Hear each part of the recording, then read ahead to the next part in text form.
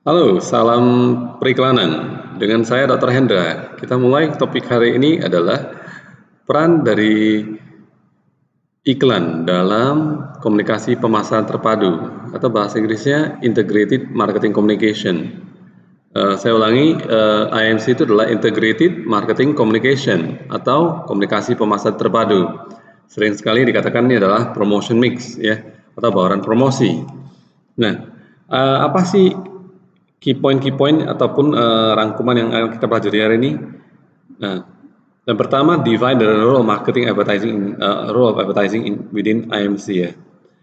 Kita akan mendefinisikan kira-kira apa perannya iklan, lalu menjelaskan bagaimana 4 konsep kunci dan hubungannya dengan periklanan. Lalu juga mengidentifikasi siapa sih pemain kunci dari komunikasi pemasaran terpadu dan bagaimana sebuah perusahaan atau UMKM dan sebuah industri mempengaruhi iklan. Dan 6 tahapan kunci dalam proses AMC dan juga kesimpulan dari struktur ya industri agen periklanan. Baik, kita akan mulai ya hari ini. Yang pertama, kalau kita bicarakan mengenai bauran pemasaran atau bahasa kerennya namanya marketing mix, itu adalah 4 ya biasanya. Ada product, price, place, dan promotion. Nah, di mana dalam produk itu ada beberapa kandungan-kandungan yang penting. Misalnya produk design, rancangan dari produk tersebut sendiri, apakah menarik ataupun biasa aja, branding, penamaan, ya, dan makin dikenal ya atau tidak, maintenance, adanya perbaikan terus-menerus akan produk, packaging dalam bentuk kemasannya, dalam segi price itu kita hitung dalam segi biaya, profit, keuntungannya, margin keuntungan, dan value expectation. Kira-kira seberapa nilai tambah yang ditawarkan dari itu ya. Misalnya kopi di warung kopi itu nilai tambahnya nggak seberapa ya. Biaya kopi berapa ya, mungkin satu sangkir kopi itu cuma berapa. Tapi kalau di Starbucks, value expectation-nya sangat tinggi sekali ya. Maka harganya juga bisa tinggi. Kemudian dari segi place, kemana produk tersebut disalurkan ya, siapa yang menyalurkannya, apakah wholesaler, grosiran, apakah retailer, apakah transporter, atau apakah melalui intermediary atau agen-agen. Lalu kalau bicarakan mengenai promotion, maka ada beberapa hal yang perlu diperhatikan, yaitu dari segi AP2SD ya. Inilah namanya IMC ya. Integrated Marketing Communication atau komunikasi pemasaran terpadu, yaitu iklan, humas atau public relation, relasi publik itu adalah humas, hubungan masyarakat, sales promotion, promosi penjualan supaya untuk insentif ya, personal selling ya, penjualan dari pribadi ya, dari orang ke orang, pintu ke pintu ya, kadang-kadang direct marketing melalui email, melalui post ya, point of purchase, titik penjualan ya, and packaging as well. Packaging juga termasuk ya, masuk dalam promotion dan juga masuk dalam produk, apakah dibundling dan sebagainya. Nah, apa hubungannya di antara marketing mix ini dan juga IMC tools ya, 4Ps dengan IMC ya. Integrated marketing communication adalah sebuah praktik ya, menggabungkan seluruh alat komunikasi pemasaran. Ini menggabungkan seluruh alat komunikasi pemasaran. Komunikasi itu maksudnya adalah promosi secara konsisten supaya pesan yang bersifat bujuk rayu tersebut betul-betul mempromosikan tujuan dari perusahaan. Contohnya apa sih Kenzo? Kenzo ini adalah salah satu dari semacam parfum, lipstick dan sebagainya, alat kecantikan dari wanita ya. Nah, targetnya adalah anak muda di tengah kota ya, perkotaan. Jadi untuk mencapai anak muda di perkotaan Asia, Kenzo itu mempromosikan Flower by Kenzo dan Kenzo Pure Home Perfumes, parfum ini melalui berbagai jenis media ya, dari rak-rak pajangan promosi juga di sini ya terlihat. Online interactive channel juga ada, channelv.com. Websitenya memakai berbagai jenis gambar-gambar brand dari parfum ya, supaya orang-orang bisa berinteraksi ya, melalui uji kepribadian cocoknya dengan parfum ini ya misalnya. Jadi jawaban dari pemakai untuk pertanyaan-pertanyaan akan menampilkan apa kepribadian mereka dan juga suasana hati mereka, dan juga dihubungkan dengan brandnya, cocoknya dengan brand yang ini, yang rasa yang seperti ini, wangi yang seperti ini. Website itu dan juga uji personality ini juga dipublikasi ya, dihumaskan melalui channel V, musik channel ya, Greater China di seluruh Cina dan juga channel V internasional, supaya promosi atau komunikasinya kena semua. Nah, dalam iklan itu apa sih basic functionnya? Itu kemarin sudah dibicarakan ya. Pertama, membangun kesadaran. Kedua, menciptakan citra apa yang pelanggan. Ketiga itu memberikan informasi-informasi mengenai produk. Keempat, membujuk rayu orang lain dengan iklan. Kelima, supaya orang-orang merasa ada rangsangan untuk mengambil tindakan ya. Keenam, supaya mengingat kembali, oh ini masih ada. Ketujuh, mendukung pembelian yang sebelumnya dan pengalamannya. Apa sih yang membuat iklan tersebut efektif? Iklan yang mempunyai dampak ya, dampak ya, punya tujuan itu betul-betul efektif biasanya. Biasanya ada dua tingkatan. Yang pertama adalah iklan yang relevan, yang langsung masuk ke otak, lengket ya, oke, dan memang terus-menerus diingat orang ya. Kedua adalah iklan yang memang sesuai dengan tujuannya ya. Apakah membangun kesadaran ataupun membuat orang mengingat dan sebagainya. Apakah remind ataukah membawa interest supaya orang tertarik, apakah persuade ya, membujuk rayu, apakah ask people to take action dan sebagainya ya. Ada beberapa iklan bahkan memenangkan beberapa penghargaan ya. Baik, kalau ditanyakan apa sih pemasaran dalam periklanan ini, the way a product is designed, tested, produced, branded, packaged, priced, distributed, and promoted. Ini 4P masuk ke dalamnya ya. Produk itu dirancang, diuji dulu, lalu diproduksi massal, diberi nama brand, di packaging, diberi harga, didistribusi seperti apa, dan dipromosikan. Itu adalah pemasaran ya. Jadi sebuah proses untuk memuaskan kebutuhan maupun keinginan dari konsumen, yang dinamakan juga pemasaran ya, dengan menyediakan layanan maupun produk ya. Nah, konsep kunci dalam pemasaran itu ada beberapa. Pertama adalah konsep pemasaran, yaitu customer focus. Fokusnya betul-betul pada konsumen. Diteliti dulu konsumen itu maunya gimana, alright? Setelah diteliti dengan baik, barusan berdasarkan data yang ada, maka Anda memproduksi produknya. Itu namanya, dan juga membuat pemasarannya. Itu namanya marketing konsep ya. Kita mengenali dulu apa keinginan, apa kebutuhan mereka, kebutuhan dari konsumen, harus mengembangkan produk ya. Tapi kalau misalnya kedua, konsep kunci dalam pemasaran itu adalah konsep pertukaran. Ya. Ada pertukaran ekonomi, ya, pertukaran barang dan jasa untuk sesuatu yang berharga. Jadi kalau dalam iklan itu adalah pertukaran informasi ya, terjadi. Konsep branding, branding itu dalam pemasaran adalah proses menciptakan arti khusus ya bagi sebuah produk untuk membuat produk tersebut berbeda. Nah, kenapa harus Starbucks? Starbucks itu sebenarnya kopi kan, ya, kopi. Kopi itu kan bahan bakunya dari Indonesia. Lewat dulu Amerika, barusan ke Indonesia balik ya. Kan lucu ya. Kan itulah branding. Branding, pentingnya branding ya. Oke. Lalu brand image, oke. Ada citra dari brand ya.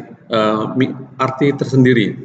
Bayangkan ketika Anda pakai sepeda motor merek Honda dibandingkan sepeda motor merek X misalnya yang tidak terkenal. Kenapa? Karena Anda lebih percaya yang mana, Honda atau merek X yang barusan baru? Tentu itu lebih percaya produk yang sudah terkenal, misalnya dari Honda. Inilah hasil dari sebuah branding, membesarkan sebuah nama merek ya, nama. Kemudian konsep penting dalam pemasaran yaitu adalah konsep nilai tambah, added value. Nah, dalam pemasaran kita perlu menambahkan nilai-nilai kepada 4P ya, product, price, place, promotion. Oke. Misalnya fitur apa yang ditambahkan dari produk tersebut ya, harga yang gimana yang ditawarkan, apakah harga lebih tinggi supaya brandnya dihargai ya, more convenient to buy, lebih memudahkan mereka untuk membeli, ada di mana-mana Saya semua ada tersedia di Indomaret dan sebagainya. Itu namanya added value. Gratis ongkir itu added value juga. Jadi iklan itu membawa namanya branding dan juga value. Misalnya Louis Vuitton. Louis Vuitton itu brandnya kalau orang memakainya pasti terkesan mewah, eksklusif. Volvo, kalau orang memakai mobil Volvo, maka mereka menginginkan apa? Keamanan, eh, keamanan lagi, secure ya, dan competent. Baik, itu namanya added value. Nah, siapa saja pemain kunci dan juga pasarnya? The marketer, tentu saja pemasar. Pemasar itu adalah perusahaan sendiri, perusahaan pemasaran ya, yang mau memasarkan produk jasanya.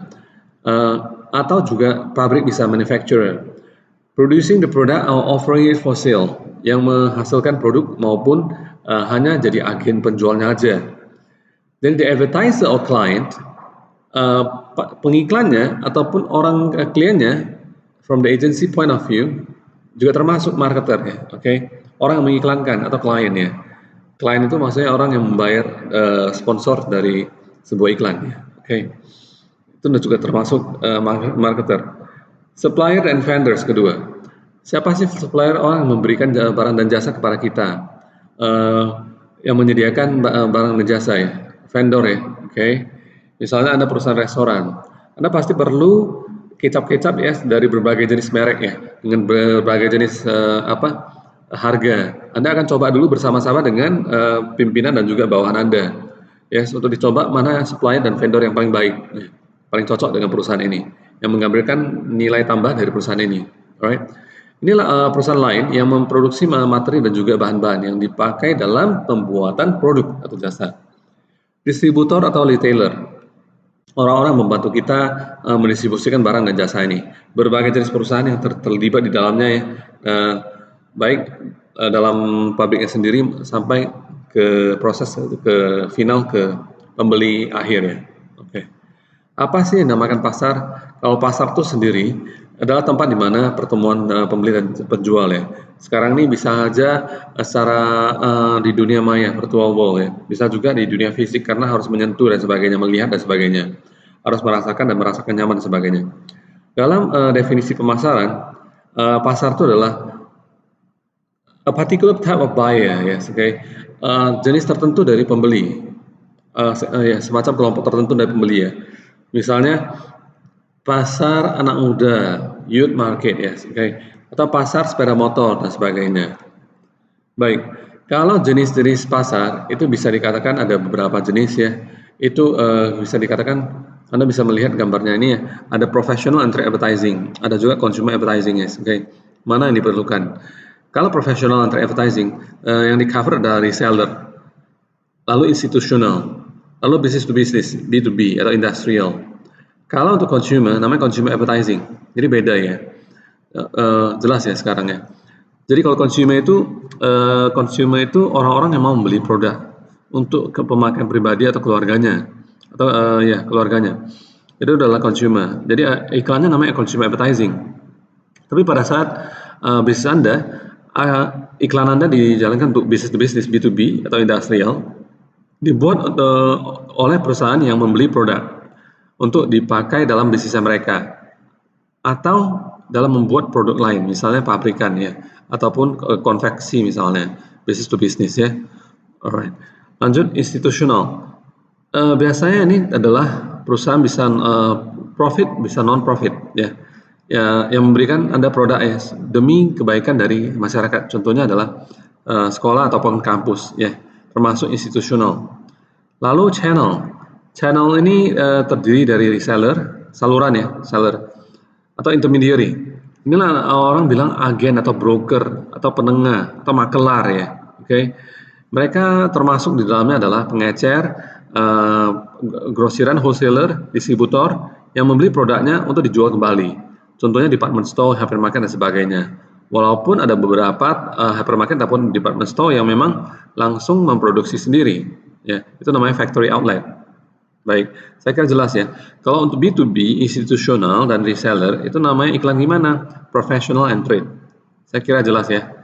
Nah, contohnya, kalau mahasiswa membeli jeans, sneakers, pijak, textbook, computers, itu namanya apa? institutional, institusional ya. Berarti jenis iklannya apa? Jenis iklannya adalah professional and trade advertising. Kalau perusahaan ABC membeli komputer untuk billing dan inventory control, itu namanya apa?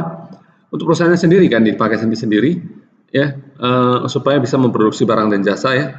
Tanpa komputer nggak bisa, tanpa inventory control, pengawasan, pengendalian dari inventory, maksudnya adalah stok barang. Nah, ini adalah B2B ya, namanya juga sama, professional and trade advertising. Lalu university bought furniture cleaning, supplies, computers, office supplies juga sama. Ini institusional ya, karena sama ya. Lalu Tesco, Lotus brought a truck for transporting purpose, memberi truk untuk kepentingan transporting. Itu apa? Sudah pasti bisnis to bisnis juga ya. Oke, baik. Lanjut, marketing process. Proses pemasaran. Pemasaran itu ada 7 langkah ya. Yaitu pertama adalah melakukan penelitian dulu ya, dan analisis situasinya. Biasanya dengan interview, biasanya dengan data sekunder, data yang ada di lapangan, baik tertulis maupun ada di Google dan sebagainya. Adapun dari internal perusahaan, data sekunder ya, belum Anda melakukan survei. Boleh juga data primer, Anda melakukan survei. Nah, itu jenis survei juga. Kedua, Anda merancang sebuah tujuan objektif ya, sasaran untuk tujuan pemasaran tersebut ya. Untuk apa tujuan pemasaran tersebut ya? Misalnya Anda ingin pasarkan sirup ini secara nasional ke Indonesia, atau pengen ekspor ke negara X ya, karena belum pernah diekspor ya, dan melihat potensi tersebut besar. Itu tujuan Anda, sasaran Anda ya. Anda perlu melakukan research. Apakah di negara tersebut banyak yang menginginkan produk ini dan rasa seperti ini? Ya, oke. Lalu assess customer needs and wants, segment the market into groups and target specific market. Lalu Anda targetkan pasar mana yang Anda inginkan. Ya, ini namanya segmentasi ya. Segmentasi itu grup-grup yang besar kamu jadikan kecil ya. Lalu kamu pilih, kalau targeting sudah pilih mana yang memang bisa menguntungkan. Misalnya segmen anak muda misalnya. Anda pelajari mereka, apa yang mereka suka. Ya. Lalu differentiate and position product. Nah, Anda perlu beritahu pasar, apa sih keunggulan Anda? Misalnya Anda sirup ya, keunggulan Anda adalah gulanya asli, bukan gula pemanis. Ya. Lalu posisinya gimana?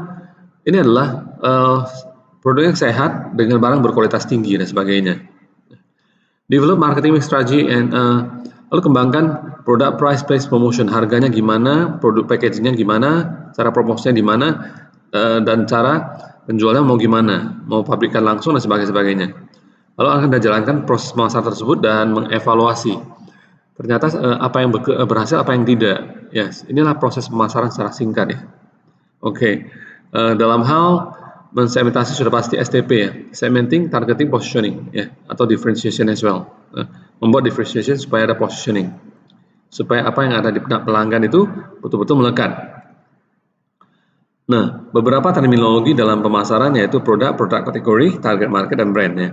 Produk tersebut bisa berupa ide juga bisa ya. Contohnya di YouTube. Di YouTube itu apa konten-konten yang Anda berikan itu kan ide-ide ya. Ide-ide tersebut bisa jadi uang. Itulah produk ya. Service misalnya adalah kampus ataupun tukang pangkas dan sebagainya. Ataupun cuci mobil. Itu jasa layanan. Ataupun hotel, layanan ya. Anda pinjam nginap doang. Nah, produk kategori produk itu adalah klasifikasi pengelompokan yang untuk produk tersebut ya. Misalnya kalau di hotel Anda kategorikan produk-produk tersebut ya, produk kategori. Misalnya mountain view, ya, view-nya langsung ke gunung. Swimming pool view misalnya ya, atau the city view dan sebagainya, produk kategori. Kalau di Honda dan Toyota itu adalah kategori mobil ya. Kalau di Rolex Casio itu adalah kategori jam tangan mewah. Yes, okay. Lalu target market ini adalah para konsumen, yaitu calon pelanggan untuk barang-barang jasa Anda. Ya. Lalu branding itu membedakan Anda, identitas yang bisa membedakan Anda dengan produk lainnya yang sama. Ya. Produk lain yang sama sejenis. Ya. sepeda motor ya. Mereknya banyak sekali. Merek itulah namanya brand ya. Bagaimana sih peran dari agen periklanan? Yang pertama ada full service agencies ya. Full service agencies ini termasuk ya kadang-kadang ada termasuk dalamnya fungsi-fungsi staff ya, keempat staff ya. Pertama dalamnya ada account management, ada creative service, tukang buat creative content ya. Lalu ada media planning and buying, orang yang merencanakan media apa yang dibeli ya, oke, dan direncanakan. Account planning, perencanaan akun ya, akun periklanan.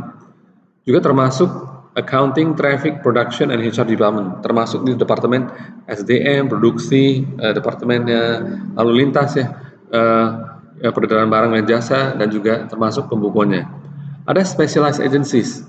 Specialized agency ini adalah khususnya untuk pada fungsi tertentu saja, ya, ataupun audiens pemirsa tertentu aja, untuk pasar tertentu, industri tertentu dan saja. Yes, makanya dinamakan ada kreatif butik ya. Khusus untuk melayani BUMN doang, khusus untuk melayani sekolah doang, khusus untuk melayani UMKM doang. Nah, ini namanya specialized agency. Media buying service juga ada, ya.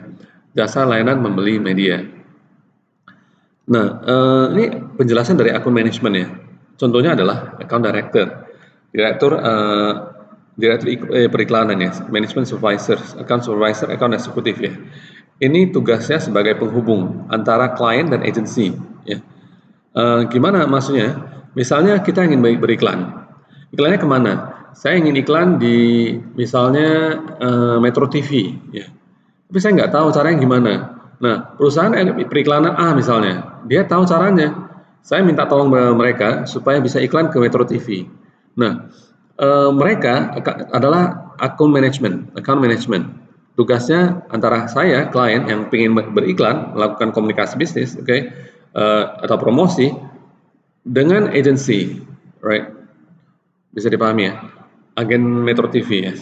Jadi mereka tanggung jawabnya adalah kira-kira strategi pemasaran yang kita inginkan itu apa, mereka coba rangkumkan. Dan mereka fokus pada penelitian dan strategi ya, memberikan kita masukan juga.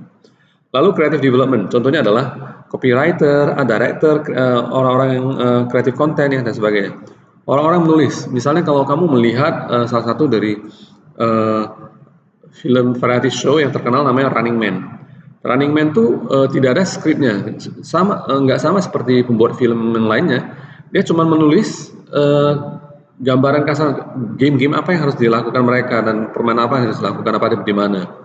Dia tidak menuliskan skrip mereka harus bicara seperti apa. Ini orang-orang menulis nih namanya adalah copywriter. Orang-orang yang juga merancang ide untuk iklan dan juga komersial. Jadi sebelum iklan itu perlu direncanakan ya, di mana, siapa aja, warnanya apa dan sebagainya, cara bicaranya seperti apa. People convert these ideas into commercial. Orang-orang yang mengubah dari video biasa jadi komersial. Itu juga termasuk ke art director ya. Oke. Ini namanya creative development.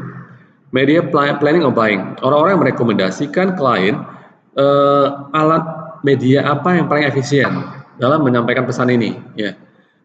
Mereka lah yang membeli, merencanakan dan juga melakukan research ya. Mereka media planner, media buyer. Kalau strategy planner itu namanya account planning ya. Beda lagi. Mereka mengumpulkan seluruh informasi di pasar, seluruh baik primer langsung secara survei maupun sekunder dari berita-berita, artikel dan sebagainya tentang konsumen juga, dan bertindak mewakili konsumen. Mereka fokusnya supaya perencanaan ya, bisa memberikan beberapa rekomendasi biasanya. Lalu internal agency service, ada jasa agen internal ya yes. Ini adalah agen-agen namanya traffic department, bisa aja agen iklan di dalam perusahaan ya. Print production department juga bisa ya. Traffic itu maksudnya adalah produksi iklan dan sebagainya. Print production department adalah sudah mulai produksi ya, sama ya, produksi iklan. Revenue and profit ya, caranya mereka jalan gimana ya? Jadi berdasarkan komisi, misalnya setiap 5.000 yang ada orang lain calon konsumen klik, maka kamu dapat 15% dan 5.000 ya, satu iklan. di online misalnya. Jadi jadinya 1.500, perusahaan menarik 1.500 ya, atau tambahan biaya 1.500 dari 5.000 ya. Atau hourly free rate ya, oke. Tergantung ya perusahaannya apa. Atau retailer, kita bayarnya per bulan atau tahunan ya, oke. Dihitung ya amount of work and hourly rate ya. Dihitunglah jumlah kerjanya per jamnya. Ini beberapa agensi brand iklan yang paling terkenal di dunia ya, yang headquartersnya, markasnya bisa kebanyakan di New York, Chicago, ada Paris dan Tokyo juga ya. Nama-nama agensinya bisa dilihat sendiri ya. Yes, oke. Ada Dentsu, BBDO Worldwide, McCann, Erickson Worldwide, J. Walter Thompson, Publicis Worldwide dan sebagainya ya. Baik, sampai di sini aja dulu. Terima kasih. Salam periklanan.